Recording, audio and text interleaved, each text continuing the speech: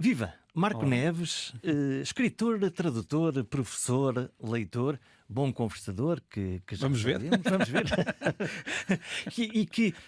Eu descubro-te na santa internet. Eu estou ali a viajar no meu TikTok, no meu Instagram e subitamente aparece um professor a falar de língua portuguesa, Sim. mas não da maneira a que Que é habitual? que as pessoas falam, não é? Pois não sei, para mim é habitual, é normal, mas percebo que seja uma forma diferente porque normalmente o tema da língua portuguesa restringe-se à questão de os erros, que erros é que nós damos. E não é que eu não falo disso, não é?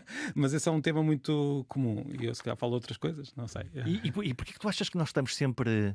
É curioso porque não é só no caso do português, há sempre na escola da minha infância, sempre que é a questão do erro, da correção, o estímulo. O estímulo é sempre mais um pau de marmeleiro do que propriamente estarmos a experimentar e curiosidade. A fazer. É assim, nós podíamos agora ir muito atrás nesta história, mas a língua também é sempre alguma fonte de insegurança, porque isto de forma, como é que eu ia dizer, para dar um enquadramento histórico, a partir do momento em que cada Estado criou uma língua, ou escolheu uma língua padrão e começou a pô-la na escola e a usá-la oficialmente. Lá temos a norma. Temos a norma que não era seguida pela grande maioria da população, e depois há este esforço de aproximação à norma que leva sempre a uma certa insegurança, e que é um esforço que não acabou. Porque nós esquecemos que a grande maioria das pessoas, até há 100 anos, não escrevia nem lia, não é? Para começar. E também não, às vezes dizemos a brincar, normalmente usa-se a França como exemplo. Portugal, para dizer a verdade, até é um país relativamente homogéneo. Nós sabemos que há muita diversidade, não é? Mas em comparação com outros países europeus, nós temos alguma... Não somos assim tão diversos. Agora, a França, diz há 200 anos, a grande maioria dos franceses não falava francês. Até, tal como os italianos, portanto, eles estavam muito distribuídos, não tinham uma lógica de um país, tinham uma lógica de condados. Mas no caso da Itália, mais do que a própria língua, nós sabemos que a Itália, como Estado, é recente, não é? Portanto, foi unificada no século XIX. E tiveram que inventar o italiano. Sim, o italiano já existia como língua literária do Dante e era uma língua com muito prestígio. Só que depois como é que se põe o povo a falar? Claro, e só a partir do século XIX é que houve esta ideia. Agora todos temos de falar italiano, e quem não fala italiano fala mal. As pessoas sempre tinham falado daquilo que estavam a falar na rua. De repente é que apareceu esta nova, quase podíamos dizer moda, não é moda, era algo bastante consciente e bastante deliberado. E houve processos em toda a Europa que, alguns deles um pouco violentos. Então, fala-me disso. Não, mesmo em França. Foi à pancadaria? Obrigaram... Sim, exatamente. Não, é mesmo. Nós cá lembramos, por isso é que às vezes nós em Portugal não temos bem ideia do que é que se passou, porque cá é tudo uma questão de quase sotaque, de vocabulário, vamos usar esta palavra e não outra, vamos usar este sotaque e não outro. Houve países onde eram línguas diferentes, ou seja, na França, por exemplo, a língua que nós conhecemos da Idade Média, o provençal. O provençal hoje nós chamamos occitano, é um nome que se usa. Essa língua era uma língua tão antiga como o que nós chamamos francês, tão antiga como o português, uma língua com muito prestígio. De repente, por causa deste processo que estávamos a falar, começou a ser vista como falar mal, começou a ser, e então... É quase a língua dos selvagens. Exatamente, e quem falava isto na escola era posto de castigo, levava uma reguada, tinha de ir para o canto, não podia falar esta língua, isto durante algum tempo. Depois também começou um processo contrário de proteção das línguas minoritárias. É muito engraçado que eu sinto-me meio galego, a minha terra é caminha, lá em cima, e portanto, sempre desde a minha infância, os portugueses do lado esquerdo do Rio Minho falavam português e os galegos falavam galego, mas ninguém se atrapalhava. Exatamente. De todo, quer dizer, porque as palavras eram as mesmas. Aí é um exemplo claro daquilo que eu estava a contar, mas o que se passa é que na França este processo foi bem sucedido, há que dizer. Estas línguas minoritárias, infelizmente, na minha perspectiva, acabaram por quase desaparecer. Existem ainda, estão a ser protegidas, conseguimos encontrar pessoas que ainda as falam, pessoas normalmente mais velhas, mas são línguas muito minoritárias. É difícil... Portanto, é quase um esmagamento por parte dos Estados em relação... Na França, então, foi terrível. Bom, a França é o sítio onde se fazem revoluções cortando a cabeça dos adversários, portanto também é bom não... E foi a partir daí da Revolução que se criou esta ideia de que uma nação é que é o verdadeiro soberano, esta ideia que tem implicações muito positivas, mas depois no que toca à língua tem implicação, então temos de falar todos a mesma língua, porque somos uma nação.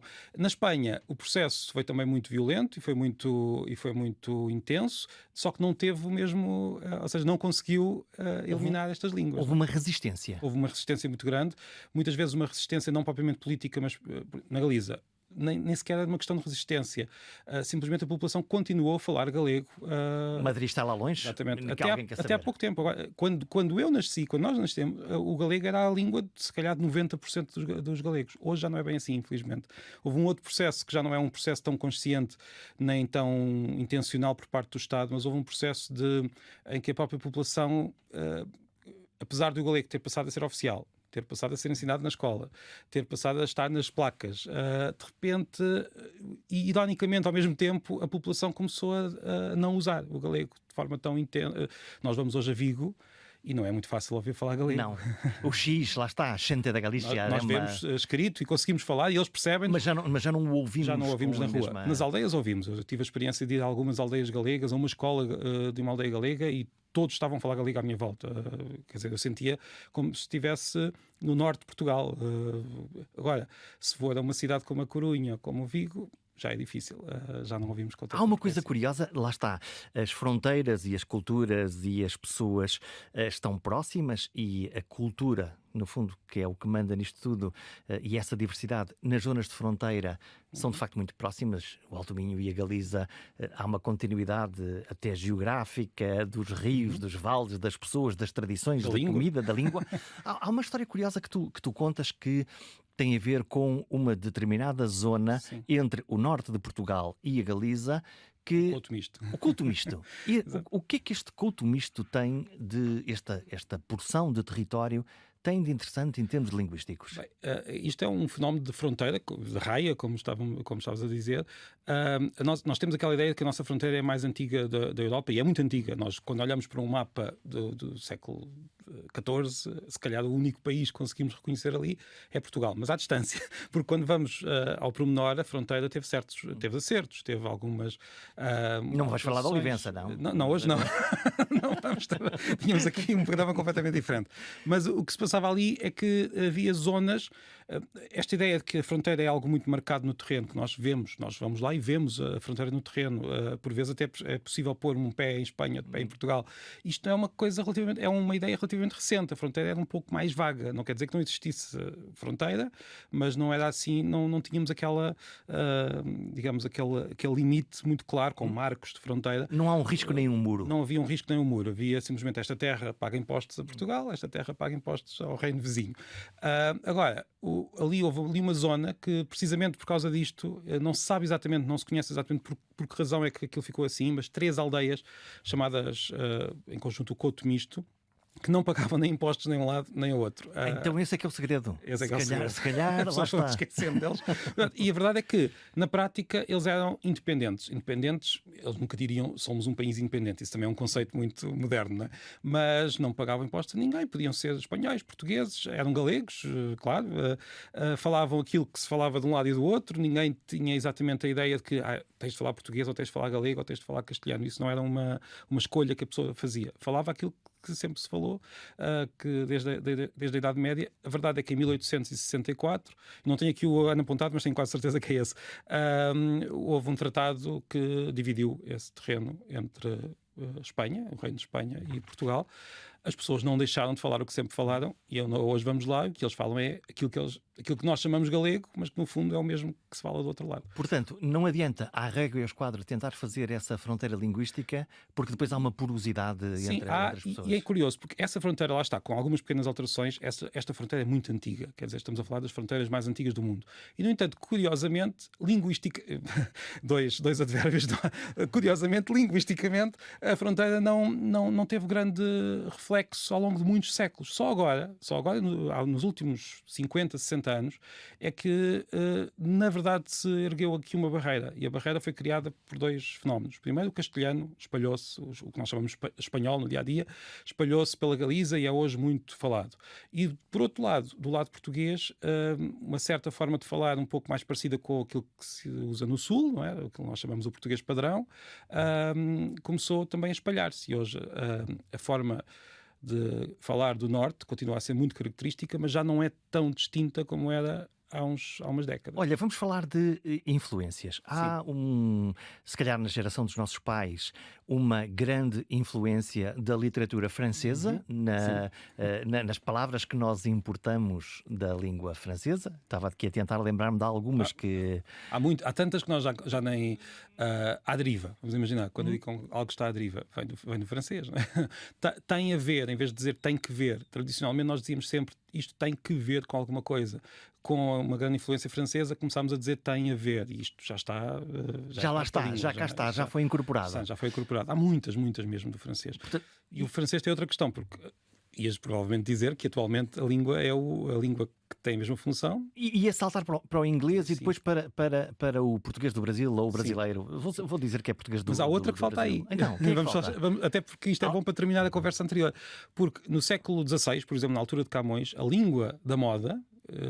era o castelhano. Na altura, todos diriam castelhano, ninguém diria espanhol. Estamos a falar na altura da invasão dos Filipes, antes mesmo? Portanto, durante a altura, Gil Vicente, Camões escreviam em castelhano também. Então, mas isso era que um fenómeno da burguesia? Era um fenómeno dos intelectuais? muito lisboeta, muito, sim, principalmente, era mesmo a língua da moda, mas mesmo de forma muito marcada.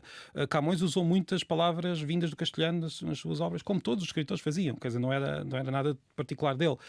Havia alguns que resistiam de forma mais marcada, mas o castelhano deu-nos muitas palavras, só que temos aqui uma questão, é que o castelhano é uma língua próxima, não é? Portanto, é mais fácil e faz mais sentido, no fim. E não só faz mais sentido, como uma vez incorporadas, já nem conseguimos reconhecê-las como língua, como palavras que vêm de fora. Até porque a maneira de construir a língua espanhola e a língua francesa, de resto, é muito similar. Temos lá está, línguas irmãs. O sujeito, o predicado e por aí fora, e portanto é aqui não é muito diferente. Há algumas diferenças mais do que nós pensamos, mas claro, são línguas latinas, línguas com uma estrutura semelhante, o vocabulário tem uma origem muito próxima, mas é verdade que o castelhano deu-nos muitas palavras que nós não tínhamos. Chegou a haver uma altura em que, se calhar, nós não temos essa possibilidade, mas tendo em conta aquilo que sabemos sobre o que acontecia, era mais fácil encontrar palavras castelhanas na boca de um lisboeta do que de um galego, porque os galegos, o castelhano era uma língua... Longe, lá está, Madrid, lá longe. No entanto, Lisboa tinha uma espécie de... como é que eu dizer, fascínio pelo castelhano, que só desapareceu curiosamente primeiro depois dos Filipes e depois da nossa restauração, e aí nós tivemos que resistir, não é? E depois também com o francês é que foi a língua que nos veio digamos, curar a moda do castelhano, porque lá vêm os estrangeirados, que são intelectuais, que vão para Paris, vêm de lá com as ideias do iluminismo, da ideia da democracia também, e com a língua trazem a língua, passa a ser chique falar francês. Esse foi o primeiro ponto, foi a primeira fase, mas houve várias. A própria as invasões francesas que falharam, militarmente, felizmente, mas intelectualmente não falharam assim tanto. Quer dizer, a ideia de um Estado centralizado com uma língua passou, como já dissemos hoje, passou a ser muito importante, e a cavalo disto veio a própria língua francesa, que era a língua da nobreza, a língua da diplomacia, a língua da ciência nunca foi tanto, mas também foi. Mas era uma língua com muito prestígio. E foi assim em muitos países, não foi só... Olha, há uma coisa muito curiosa quando nós aprendemos uma língua estrangeira, o inglês ou o francês ou o espanhol, mas o inglês como língua franca, que é a definição de se continuamos a pensar na nossa língua materna, em português neste caso, e a ir fazendo quase traduções automáticas para inglês, até ao momento, eu estou a ver isso nas gerações mais novas, que estão já a pensar em inglês desde quase de uma forma quase nativa, quase bilingue. A língua... É uma boa notícia ou uma má notícia? Bem, vamos lá ver. Antes de eu responder diretamente a isso, há que dizer que uma língua, nós não usamos as línguas como é que eu ia dizer, não são blocos uniformes. Por exemplo, se uma pessoa nasce em Portugal, cresce e vai viver, vai trabalhar numa determinada área para outro país, independentemente de ser inglês, francês, o que for, se calhar o vocabulário daquela área onde trabalha vai ser muito mais natural para ele na língua onde está do que na sua língua materna. Tenho experiência pessoal, por exemplo, o meu irmão está a viver em Inglaterra, quando está a falar da área dele, de programação, é muito mais fácil para ele falar inglês. Portanto, as ferramentas, aquilo que precisa para usar, para definir aquilo que faz, como faz, aquilo que os clientes pedem, é naquela língua. E não é uma questão de ser o inglês, atenção, aqui estamos a falar de uma experiência que um imigrante português em França, mesmo que vá para a França com 18, 19, 20 anos, depois aquela língua passa a ser a sua língua do trabalho, não é? É quase uma osmose. Ele está num determinado ambiente e vai recolhendo aquele ambiente e, portanto, apropria-se daquelas palavras. E atenção, isto acontece também dentro de cada língua, o que é interessante, e não é só com a profissão. Por exemplo, vamos imaginar um miúdo brasileiro, já estávamos a falar disso, que venha para cá, para Portugal, com... sei lá, 5 anos, 6 anos, vem para cá, já sabe falar, tem o sotaque brasileiro, vem para cá, os colegas não têm, e depois lá já poderemos falar sobre o que é que está a acontecer com os colegas dele, mas o que é curioso, e isto eu já vi ao vivo em muitos casos, é que rapidamente ganha o sotaque português, falando com os colegas. Estou a pensar no Pepe. Por exemplo, mas o Pepe já foi mais tarde, porque os miúdos, quando são mais novos, conseguem ganhar sotaques com muito mais facilidade. Tem uma plasticidade. Exatamente. E conseguem fazer rapidamente. Mas não perde o anterior, isso é que é o interessante. E às vezes há misturas. Se estiver a falar com os pais, em geral, isto depende de pessoa para pessoa, de família para família, mas em geral vai usar o sotaque brasileiro com os pais e vai usar o sotaque português com os colegas. É como se tivesse duas cassetes no cérebro e consegue ligar um e outro. Não é bilingue, porque estamos a falar da mesma língua, mas em variedades diferentes, mas chama-se algo como bidialetal. Mas curiosamente também acontece isto cá em Portugal. Se nós pensarmos bem, todos temos experiências de amigos, por exemplo, que vêm de uma zona que tem um sotaque muito marcado, em que, por exemplo, eles ao falarem com os pais falam com um sotaque mais próximo deles e quando vêm falar connosco já falam, isto eu vejo, eu próprio se calhar faço isso, nós nunca notamos quando nós próprios fazemos. Não notamos, lá está, quando eu vou ao Minho e diz isto é já o sotaque de Lisboa. Pois, exatamente. É muito, lá está um Mas aqui o mecanismo é um mecanismo psicológico muito curioso, quando nós estamos a querer aproximar-nos da outra pessoa, nós naturalmente quase que portanto, começamos a falar com a outra pessoa. E isso são os sotaques, são as formas, são as palavras, são os ritmos. O sotaque é aquilo que nós fazemos de forma mais inconsciente, porque o sotaque, a forma como nós pronunciamos as palavras, nós não temos assim um controle tão grande em relação a isso.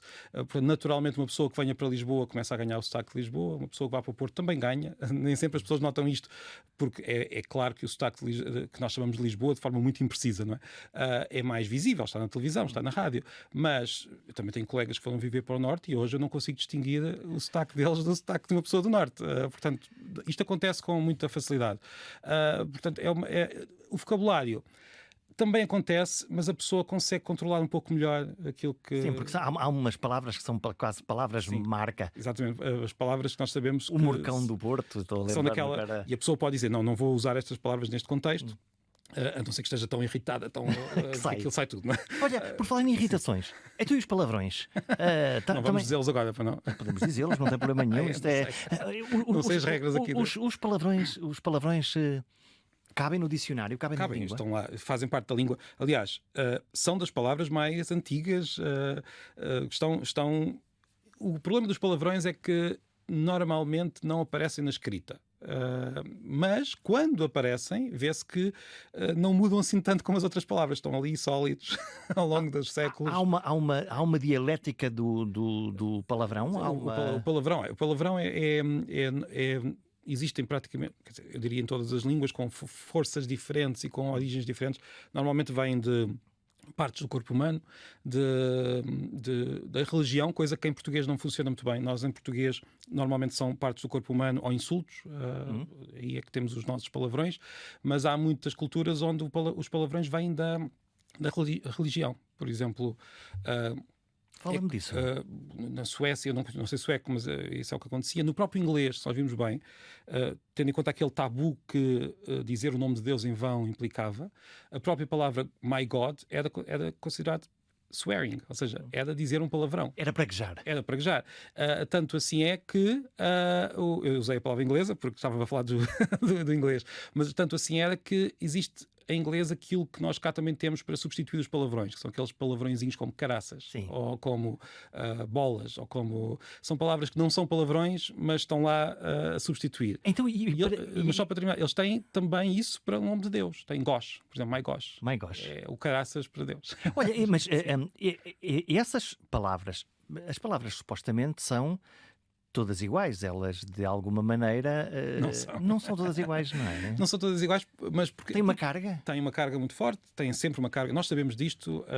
Os palavrões são uma espécie de exemplo, como é que eu ia dizer, extremo. Um exemplo extremo disto. Mas isto acontece com todas as palavras. Basta pensar que como é que um palavrão...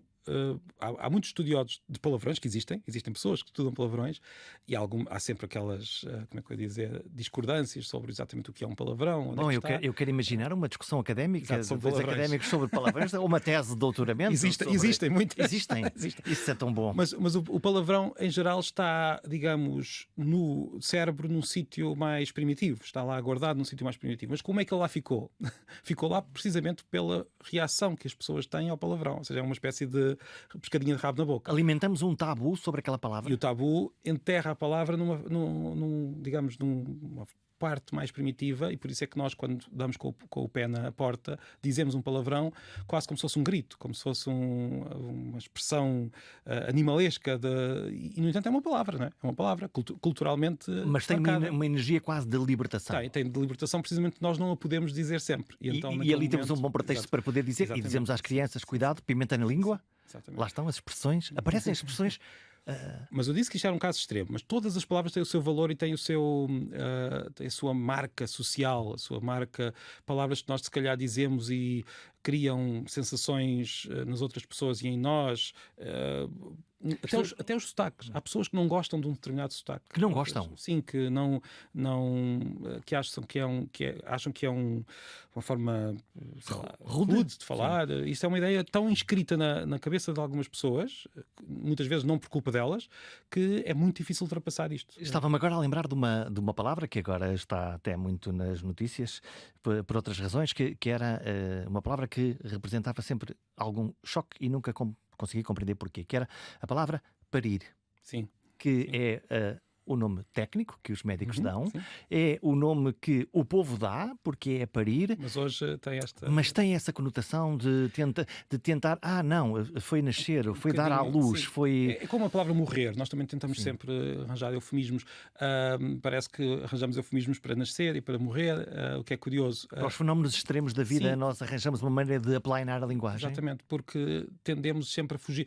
Só que isto é um ciclo. Se nós começarmos a usar muito uma determinada palavra, até mesmo quando queremos definir, quando queremos falar de certas realidades, como por exemplo algum tipo de deficiência, a pessoa é cega ou invisual, há este ciclo de tentarmos encontrar palavras que não sejam tão diretas, porque temos a sensação de que estamos a ser um pouco, como é que eu ia dizer, rudes ao falar da realidade, e depois vamos sempre tentando encontrar outras palavras, eufemismos no fundo. Olha, eu vou-me meter num beco sem saída ou num caminho das silvas, mas vamos juntos os dois, que é, eu estou a ouvir-te falar e estou a pensar assim, então, e o politicamente correto? É um fenómeno parecido com aquilo que eu acabei de dizer. Ou seja, a pessoa quer usar... Ou seja, vamos lá ver. A minha perspectiva é que o politicamente correto, muitas vezes, e depende da perspectiva de cada pessoa, tem intenções boas. Ou seja, a pessoa quer melhorar o mundo, na sua perspectiva. E de vez em quando não fica um bocadinho fascista? O que acontece é que tenta fazer isto começando pelo fim. Ou seja, começando por tentar mudar a língua para ver se depois o mundo vai atrás. Quase uma norma sensória sobre... Para mudar esta cultura, para mudar este ponto de vista, eu tenho que mudar a maneira como escrevemos e como falamos. Só que, lá está... é começar pelo fim, porque o mundo raramente muda porque a língua muda. Portanto, não quer dizer que não tenhamos cuidado, porque não nos podemos esquecer, as palavras têm este valor, têm esta força, portanto podem agredir as pessoas, podem ser... portanto, eu não tenho nada contra nós querer, como é que eu ia dizer... termos consciência daquilo que estamos a fazer com as palavras. Portanto, podemos estar a atacar alguém, podemos estar a insultar, e isto é bom que tenhamos essa consciência e que façamos aquilo que queremos. Agora, não é proibindo determinadas expressões ou determinadas formas de falar ou de dizer que as realidades desaparecem. A língua é construída por um conjunto de normas, as palavras, os significados, como é que nós fazemos. Os estudiosos dedicam-se a estudar, nós dedicamos-nos a tentar destruir a língua, dando-lhes uns pontapés, provocando erros. Sempre foi assim, as coisas são assim. Mas quando nós olhamos para a linguagem, lá está, o todes, que é o que eu me lembro imediatamente, ou tentar tornar a língua absolutamente neutra. E eu não estou só a pensar na questão da neutralidade de género, eu estou mais... Até que ponto é que essa ideia... Lá está, benigna em princípio, que é eu quero que as palavras não me firam e não sejam intrusivas ou ameaçadoras de alguma maneira. Até que ponto é que essa maneira de olhar as coisas pode ou não alterar quase a norma gramatical e o pensamento da própria língua? Bem, eu diria... De uma forma quase automática e em pouco tempo. A questão da norma, se calhar, é um pouco aquilo que eu diria seria um pouco voltar atrás àquilo que estava a dizer, que quando a pessoa tenta impedir determinada... ou seja, dizer que a norma agora tem de dizer que não se pode fazer assim, vamos imaginar. O que é que vai acontecer? Algo parecido com o que aconteceu com os palavrões, que estávamos ainda agora a discutir. Ou seja, vamos escondê-las na parte de baixo. Vamos escondê-las e elas não desaparecem, começam a ganhar uma força muito grande. Uma força de reação? Uma força de reação muito tão forte que elas acabam por ser ainda mais ofensivas e ainda mais agressivas do que eram antes, precisamente porque houve aqui uma tentativa de tapar essas palavras. Portanto, esta ideia de que nós vamos tentar mudar o mundo pelo nosso prisma pode aditivar ainda mais estas...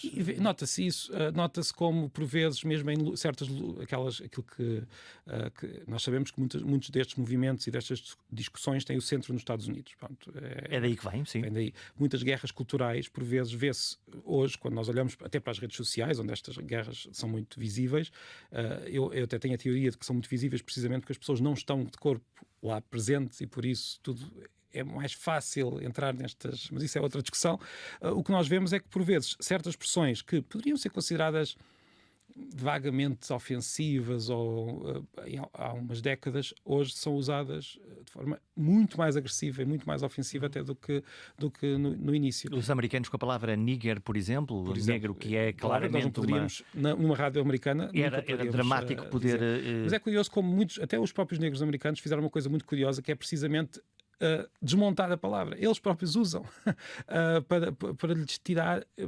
Nós conseguimos ver muitos negros a usar a palavra para lhes tirar esse estigma à palavra. Olha, estas coisas das importações é muito engraçado. Há uns anos, se calhar até mais do que agora, um bocadinho ainda, víamos nas apresentações públicas, então quando estávamos a falar de anglicismos a dar com pontapé, não é?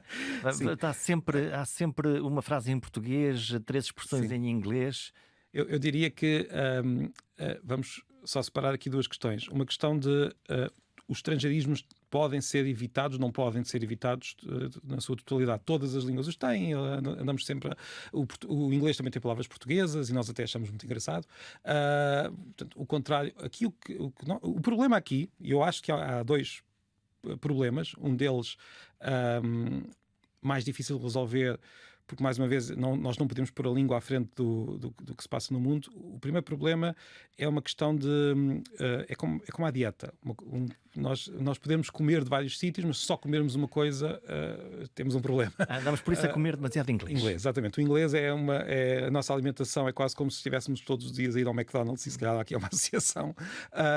Isso pode levar a um certo desequilíbrio, e não só um desequilíbrio, até depois a situações em que, de repente, e já acontece isso em alguns países, o inglês começa mesmo a substituir a língua desse país. Isso até podemos falar a seguir. O segundo problema, que é mais fácil de resolver... É curioso porque tu estás agora a dizer isto e eu estou a pensar assim, eu ontem estive numa apresentação pública, feita em português, por um português, numa escola de negócios, e o seu primeiro slide... É tudo em inglês. Vírgula, diapositivo. Eu gosto tanto da palavra diapositivo. Sim. Era uma frase em inglês. Pois, isso vai acontecer. E então, no mundo universitário, quer dizer, mesmo entre pessoas que não são necessariamente simpáticas ao inglês, é quase, avassalador. Quer dizer, o inglês no mundo científico, no mundo universitário, tem um peso. É quase uma língua, é a língua franca? Sim, mas mais até do que às vezes as pessoas têm noção. Assim. Há muitas aulas nas universidades que são dadas em inglês. Porquê? Porque as universidades têm uma necessidade muito prática de chamar alunos de muitos países. E, portanto, o inglês vai servir de língua franca. De uma forma muito clara, e os portugueses que se lixem, Exato. não? É só uma ideia que eu... Mas eu estava a dizer que ainda há um segundo problema. Portanto, este primeiro problema, que no fundo é mais grave, mas é mais difícil de resolver, porque é uma questão, no fundo, política, cultural, que também está... associada a vantagens, quer dizer, nós temos uma língua franca, tem vantagens. Portanto, não nos podemos esquecer que o inglês ajuda. Quando vamos viajar, saber para onde é que vamos, onde é que encontramos uma comida, qual é o transporte, claro que sim. Coisas positivas, mas depois também há estas outras consequências que nós poderíamos, se calhar, pensar um pouco mais nelas. Mas há outra questão mais fácil de resolver, que é a questão do estilo. O que é que eu quero dizer com isto? Se eu sou um economista, e não nada contra os economistas, não é essa um profissional de qualquer área, vou fazer uma apresentação pública em Portugal para portugueses e metade das minhas palavras são em inglês, isto é uma questão de comunicação, falta de respeito, estilo.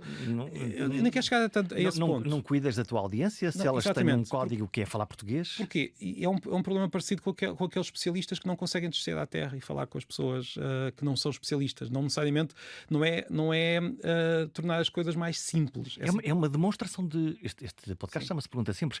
É uma demonstração de poder?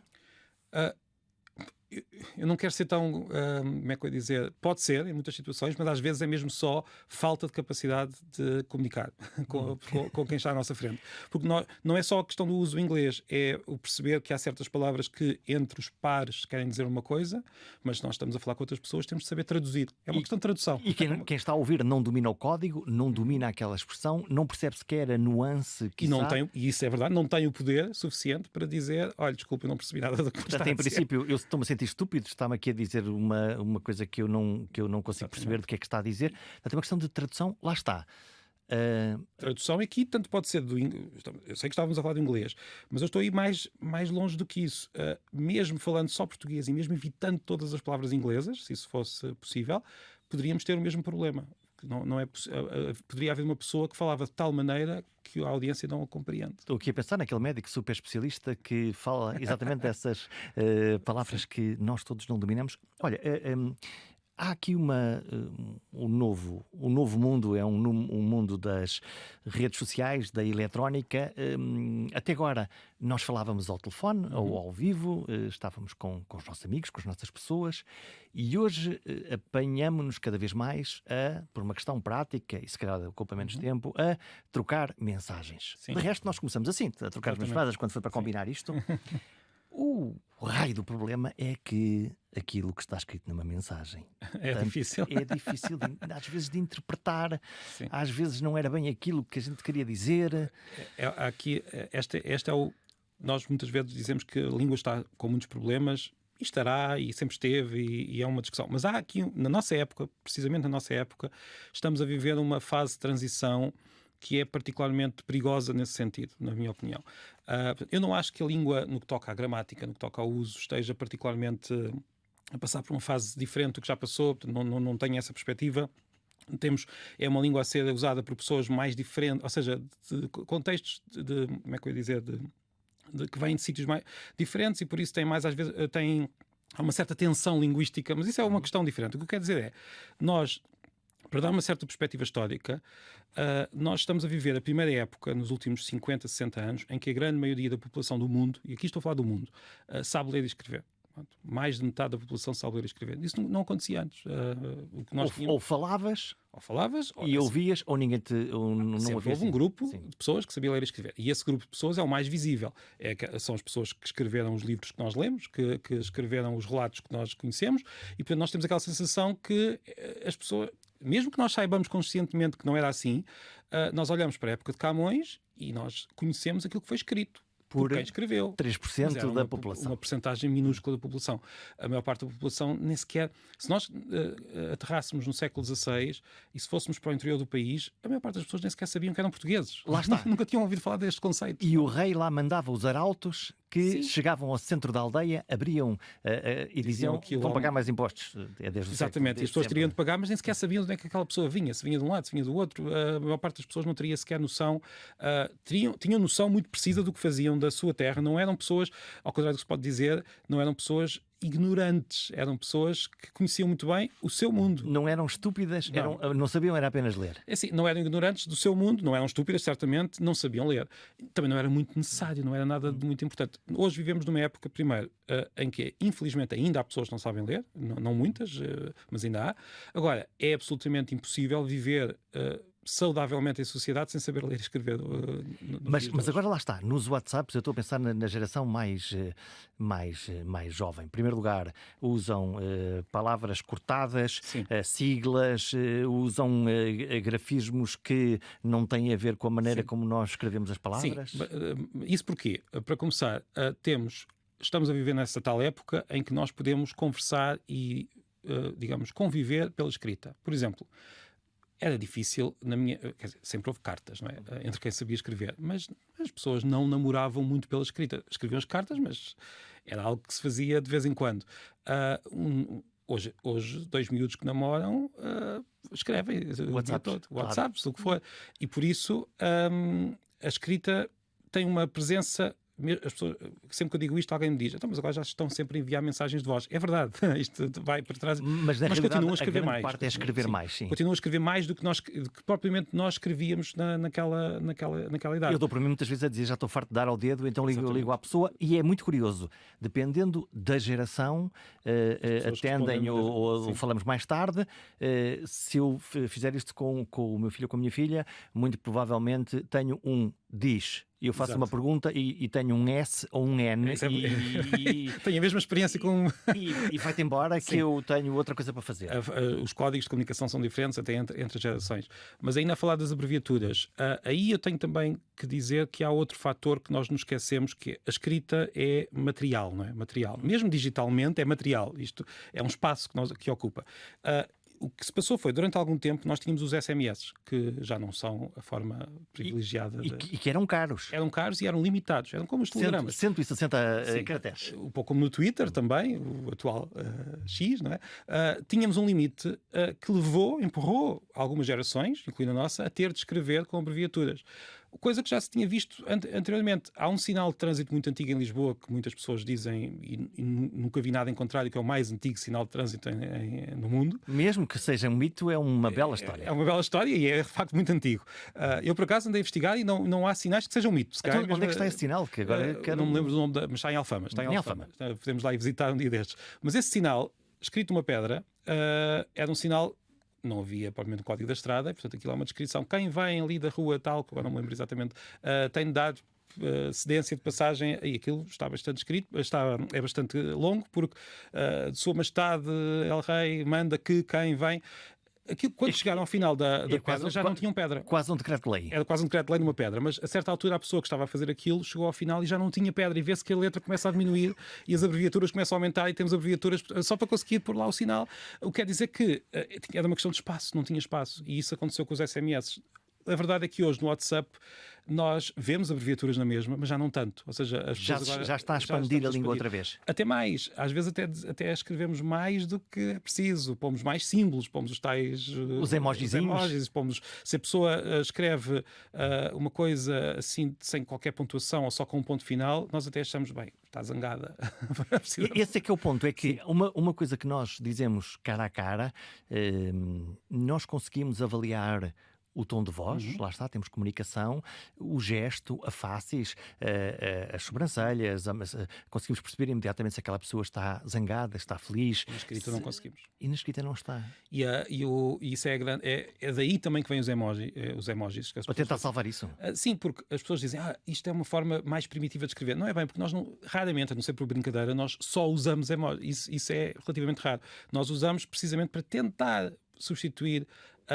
Olha que eu estou a brincar. Exatamente. A pontuação começou assim. A pontuação, durante o Império Romano não havia pontuação. Havia algumas tentativas de criar pontuação, mas aquilo, se nós formos ver as inscrições e os documentos, mesmo escritos durante o Império Romano, tudo seguido. Sem pontuação, sem espaços, tudo seguido. é sabido, por exemplo, que Cícero disse que a pontuação era coisa de preguiçosos. Era só... Portanto, já havia tentativas de criar pontuação, mas isso é os miúdos agora que não tentar. Portanto, no fundo, a pontuação serviu para pôr as pausas, não é? Pôr a entoação.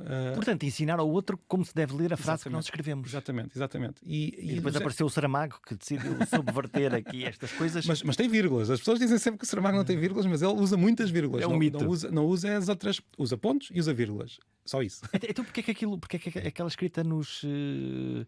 Não, é porque a pontuação ali é diferente no sentido em que usa mais vírgulas do que o habitual. Porque aquilo está bem escrito? Claro que está bem escrito, obviamente. Eu fiz uma experiência agora, até para um livro que há de sair, uma experiência que foi pegar num texto de Saramago e pôr na pontuação regular, digamos assim, com as travessões, com os 2 pontos. Melhorou ou piorou? É assim, percebe-se o que é que ele queria fazer. Ou seja, o que ele queria ali fazer era dar aquela sensação de quem está a contar uma história. E o Pedro disse isto, e a Joana disse aquilo, e a Teresa disse aquilo outro. Portanto, obriga-nos a entrar naquele ritmo de linguagem. Exatamente. Portanto, é um ritmo que ele escolheu. Podemos não gostar, atenção, ninguém é obrigado a gostar, mas é uma escolha estética, digamos assim, do autor, que depois levou a toda esta ideia de que aquilo é uma pontuação muito irregular, e que levou até... E é verdade, isso é verdade. E depois levou a uma segunda ideia completamente falsa, que é não usava vírgulas, quando na verdade as vírgulas estão lá. Só usava vírgulas, praticamente. Essa era a questão. Ficava com os parágrafos sempre gigantescos. Exato, é isso mesmo, sim. Qual é o nosso problema quase psicanalítico com as vírgulas? Porque é que uma coisa que tem uma norma gramatical que supostamente toda a gente devia entender ou aprender sobre ela... É particularmente difícil.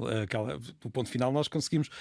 A vírgula, primeiro, nunca foi assim tão sólida também como nós pensamos. Fomos ao século XIX, os escritores também davam ali a vaguear com as vírgulas de um lado para o outro e também não tinham essa... Portanto, foi uma norma que basicamente foi criada para poder ser usada nas escolas. As escolas começaram a expandir-se, principalmente durante o século XX. Era preciso ensinar a população e teve de ser feita uma descrição. A vírgula é difícil porque não há...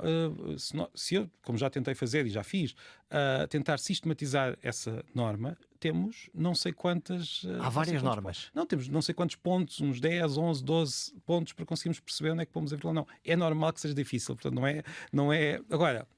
Para que é que serve a vírgula? Não é para fazer pausas, pode ser, mas não é essa a regra. É, acima de tudo, para organizar a frase. Para nós podermos, por exemplo, separar uma parte da frase e perceber que aquela parte está num nível diferente do resto da frase. Então, e tu tens ideia porque é que nós lutamos com as vírgulas? Precisamente porque a vírgula determina, ou melhor... é mais subjetivo, ou seja, está ali dentro da frase, enquanto que a unidade de frase é muito mais fácil de entender, a vírgula necessita de uma consciência sintática um pouco mais avançada. A pessoa tem de pensar um pouco mais e por isso acaba por... E por isso, volta e meia, estamos a assassinar a língua. Há uma coisa muito engraçada, de que eu gosto muito nos espanhóis, que é pôr o ponto de interrogação no início da frase, virado ao contrário. Que nós usamos. Isto é um ponto de interrogação e, portanto, a entoação desta frase há de terminar uma pergunta. E nós... já usámos isso. E deixámos cair. Deixámos, foi no século XIX, nunca foi obrigatório, atenção, nunca foi como é no... Mas podia dar jeito ou não? Eu diria, vamos lá ver, dava jeito precisamente naquelas frases em que os escritores portugueses usavam, que era em frases grandes. Ou seja, quando nós temos uma frase de 3, 4 linhas... Depois viramos a página e depois percebemos, afinal isto é uma pergunta. Aí, nesse caso, dava jeito. E os escritores portugueses... aqueles que usaram esta pontuação sempre usaram neste caso. Nunca fizeram como fazem os espanhóis, em que usam qualquer interrogação tem aquele ponto. Não vejo que seja necessário, enfim, é uma convenção. Para os espanhóis faz muito sentido, para nós não faz. Não vejo que seja necessário impor essa convenção. Agora, quando temos uma frase muito grande, se calhar dava jeitinho, dava algum jeito. Olha, há uma célebre história em Portugal de um decreto-lei aprovado na Assembleia da República que depois, subitamente, a vírgula mudou de sítio e o sentido da frase também. Eu era muito novo quando isso aconteceu, mas lembro-me, talvez já a antecipar um interesse particular nesta questão, lembro-me que de ouvir falar, estava sempre a ouvir falar da vírgula no telejornal. Eu não sei que idade é que tinha, mas era uma criança, talvez. E aquilo não te fazia sentido? Não me fazia sentido, mas eu lembro de estar a ouvir programas e estar sentado à mesa de jantar, a ouvir o telejornal e a ouvir a vírgula, o escândalo da vírgula. Eu confesso, não faço ideia que vírgula que era aquela, nem até hoje não sei o que é que se passou com a vírgula, mas é um facto que às vezes tirar uma vírgula em certas frases, e agora não tenho aqui nenhum exemplo, mas pode mudar o sentido da frase de forma muito marcada. O que é extraordinário. Eu estou a falar sobre isto e a minha cabeça levou-me até ao Parlamento porque me lembro sempre dos grandes tribunos, em particular, na altura do pós-25 de Abril, não só, mesmo antes havia muitos bons tribunos. Como é que está a nossa arte de bem falar? Fugiu a eloquência? É assim, trocamos a eloquência pelo mundo prático de dizer o que tinha para dizer e ir embora? Damos menos valor, se calhar, a uma certa eloquência de tribuno, de falar em público. Eu diria, talvez, por causa, e isto é uma teoria minha, não é nada por causa do microfone. O que é que eu quero dizer com isto?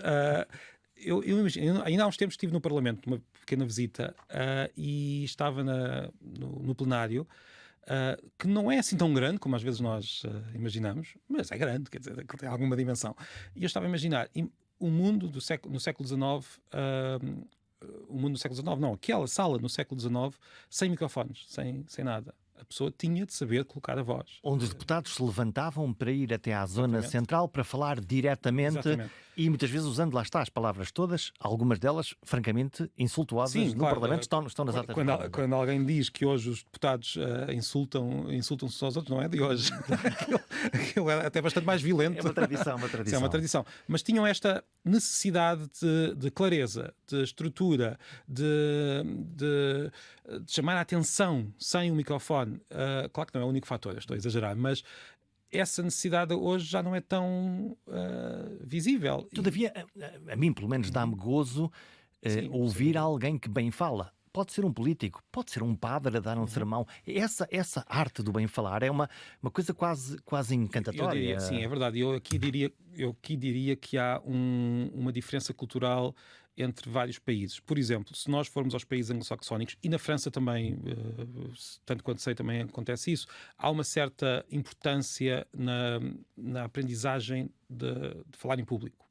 As pessoas aprendem a falar em público como se aprende a escrever um texto.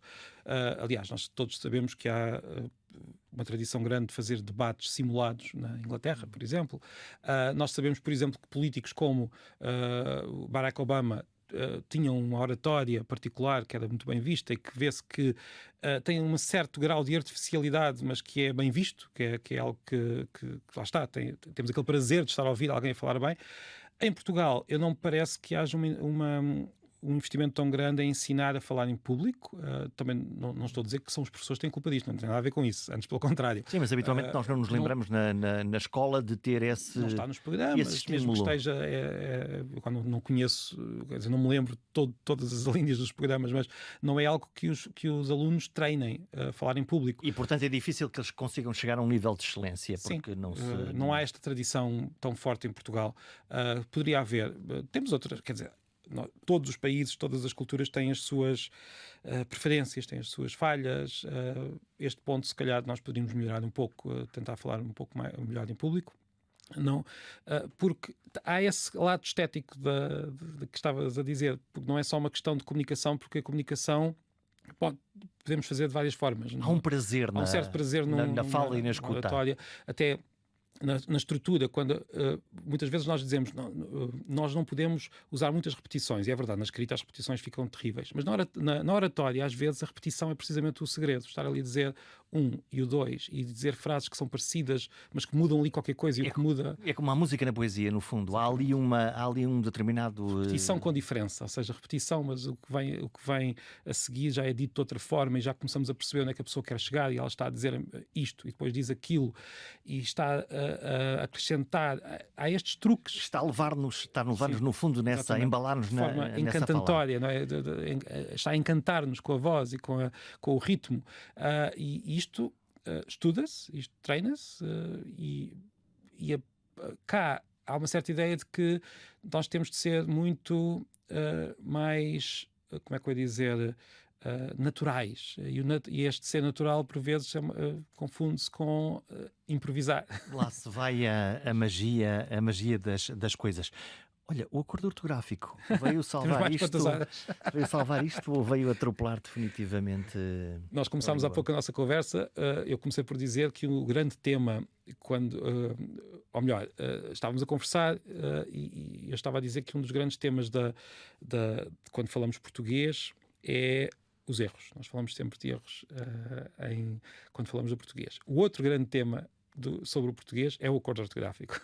E eu aqui posso dizer a minha... Vale a pena discuti-lo? Eu vou dizer que neste momento estou cansado de discutir porque há muito extremismo dos dois lados.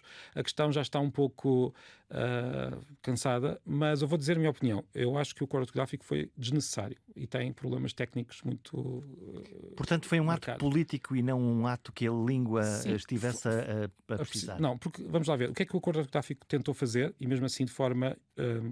falhada, na minha opinião, porque se era para unificar a ortografia, então unificava-se a ortografia, não foi isso que aconteceu. Não, aquilo permite podes dizer desta maneira ou daquela maneira. Aliás, não só acontece isso, como Angola e Moçambique não aprovaram, neste momento, pelo menos, neste momento até temos 3 ortografias, quer dizer, já nem sequer temos...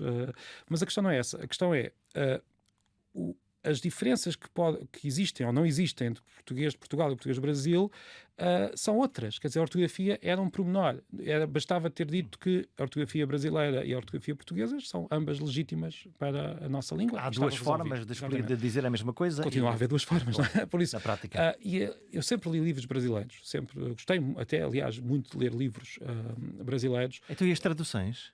As traduções em quê? As traduções de livros de outras línguas em português do Brasil. Isso já é outra questão. Mas... Que é diferente, não é? Sim, eu estou a provocar por causa disso, exatamente, porque nós lemos um escritor, um Jorge Amado, lemos um escritor ou um poeta brasileiro e a ortografia aí não nos impede de ler. E é bonito, e aquilo tem uma música, e as traduções... As traduções aí, a explicação é a seguinte. Primeiro, há uma tradição que noutros países não existe de termos mercados da tradução completamente separados. Portanto, em geral, com uma ou outra exceção, atenção, mas em geral, se nós temos um livro francês que vai ser traduzido para português, é traduzido por um tradutor português para Portugal e é traduzido por um tradutor brasileiro para o Brasil, de forma separada. E são diferentes, de facto, as cópias? São diferentes, mas atenção, a língua espanhola também é diferente e, no entanto, é muito mais fácil encontrar uma edição espanhola que se vende na Argentina, mesmo numa tradução, do que acontece no caso do Brasil e de Portugal. Então, o que é que está a acontecer? Não? É uma questão, como é que eu ia dizer, de separação dos mercados, ou seja, o Brasil... Eu penso que não há aqui propriamente culpa só de um lado. Os portugueses nós temos uma relação difícil com o Brasil por vários motivos, mas uma relação intensa, de amor, de ódio, mas temos uma relação intensa. Os brasileiros, pelo menos até há pouco tempo, tinham uma relação mais de indiferença. O Portugal existia, há as piadas dos portugueses, sabem que estava lá na Europa. Mas não é nada que seja... Quer dizer, Portugal não era, e não é ainda... Embora eu pense que mesmo assim as coisas estão um pouco diferentes, até por causa da internet, mas Portugal não era uma referência para os brasileiros. Portanto, não, vivemos em mundos diferentes, separados. Enquanto que no caso da língua castelhana, o que nós temos é um arquipélago de países, nenhum deles com uma dimensão tão grande como o Brasil tem. O México é muito grande, mas não chega a perto de metade da população que fala espanhol. Não é? E, portanto, há um peso maior... O Brasil tem um peso tão grande que é quase...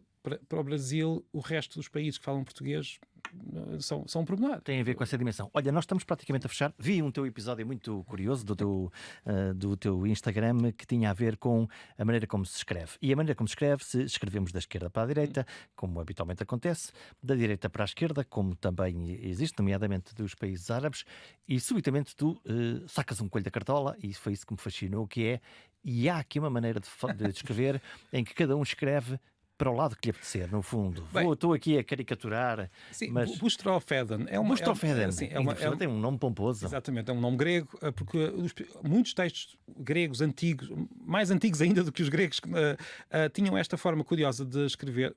Nós achamos que é perfeitamente natural escrever da esquerda para a direita. Há outros sistemas que escrevem da direita para a esquerda. Eu sou canhoto, não me parece nada natural, mas é assim. Mas o árabe, por exemplo, é escrito da direita para a esquerda. O japonês é escrito de cima para baixo, portanto, varia. Agora, houve este sistema usado pelos gregos e por alguns outros povos, em que se escrevia da esquerda para a direita e de repente mudava-se a direção e passava-se a escrever da direita para a esquerda, como se fosse um touro, um boi a lavrar a terra. Portanto, os caracteres mudavam de direção e nós víamos a linha como se fosse uma cobra na página, o que é muito interessante. E eu até acho, é pena termos perdido isso. Era difícil, não é? Mantermos, mas era uma forma de escrita muito interessante. Olha, quero fechar. Tens palavras de que gostas muito e outras que te arrepiam a alma? Ou... Há uma que me arrepia e não tem razão nenhuma. Como é que eu ia dizer? Não tem a ver com o significado é muito positivo, mas eu acho uma das palavras mais feias, e é tudo muito subjetivo, que é ósculo. A palavra que quer dizer beijo, uma palavra antiga, não é? Em princípio era uma palavra bonita. Era, mas eu não consigo, não aguento com aquela palavra. Uma pessoa que pensa que vai dar um ósculo, quer dizer, não sei, palavras que, olha, quanto à outra, eu não vou fugir à questão, mas vou dizer que talvez precisamente por causa de toda esta minha atividade nas redes sociais, eu gosto mesmo de muitas palavras, mesmo das mais comuns, às vezes até o de. Ainda há poucos dias fiz um vídeo a falar sobre a frequência com que as palavras são usadas e as pessoas estavam a perguntar, eu não respondi ainda a essa pergunta, qual é que é a palavra mais frequente do português. E algumas pessoas estavam a dar hipóteses. É mãe, é coisa. Não, as palavras mais frequentes do português são o artigo definido. Palavras de ligação. Exatamente. O de, a preposição. Essas é que são as mais frequentes. E são palavras que existem e que são essenciais e são as peças da língua. São essas palavras. Ninguém vai dizer que essas são as palavras mais bonitas da língua, mas eu, para dizer a verdade, considero que estas peças com que nós ligamos as palavras umas às outras e que nos permitem falar têm a sua beleza e que são muito mais importantes do que nós costumamos considerar. Marco Neves, muito obrigado. Obrigado, eu.